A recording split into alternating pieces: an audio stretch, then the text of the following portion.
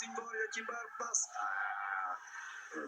Oldinga berish kerak edi. Mana Eldor sal tanbeh berib qo'ydi. Abbos tushundi o'zi ham orqaroqqa berib yuborganini.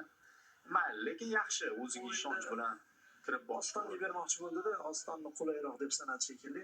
Oston hali yetib kelmagandi-da o'z zonaga. Noto'g'ri berib qo'ydi pasni.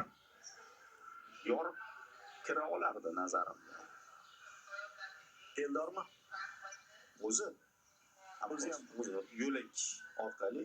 Endi mayli, hozir birinchi mana shunday yurishi, keyingisida Abbos yanada xavfli o'ynashi aniq.